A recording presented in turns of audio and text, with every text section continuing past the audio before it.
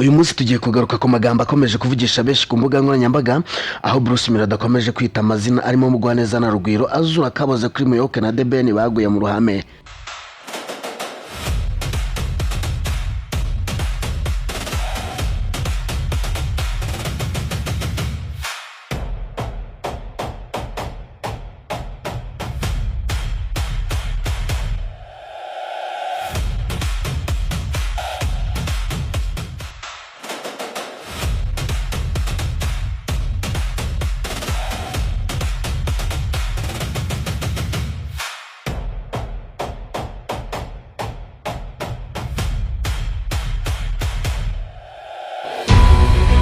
Murakaza neza kuri Kigali 250, urubuga rugezaho amakuru agezweho imyidagaduro, umuziki, ibyamamare n'udushya dutandukanye bishyushye byizewe kandi bikonogeye.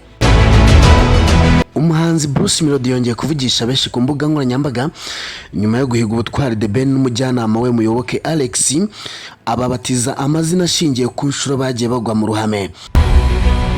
Muyoboke yaguye imbere y'abantu mu Kuboza 2025 ubwo yari yitabiriye ikiganiro n'abanyamakuru cyateguraga igitaramo cya The Ben cyiswe The New Year Groove cyabereye muri Car Free Zone i Kigali. Mu minsi ishize nabwo The Ben yaguye ku rubyiniro ubwo yari ari gutaramira i Bugesera mu gitaramo cya Summer Country Tour cyabaye ku itariki 27 Kamena 2026, agwa hagati mu gitaramo. Abinyujije ku mbuga nkoranyambaga, Bruce Melody yazuye akaboze asetsa bamwe anashotara bombi abita Mugwaneza na Rugwiro, amazina yavuze mu buryo bwo kugereranya nuko abo bombi baguye. Bruce Melody agira ati ku itariki 4 Nyakanga 2026 gahunda no kugwirirana. Ubwo n'ubutumwa benshi bafashe nko gukomeza gushotora The Ben mbere y'igitaramo cya nyuma cya Summer Country Tour giteganyijwe kubera mu karere ka Rubavu ku itariki 4 Nyakanga 2026.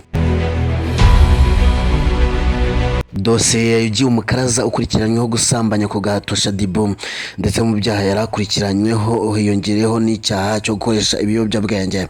Iradukunda Aimable uzwi nka Yugi umukaraza yatawe muri yombi ku itariki 23 Kamena 2026.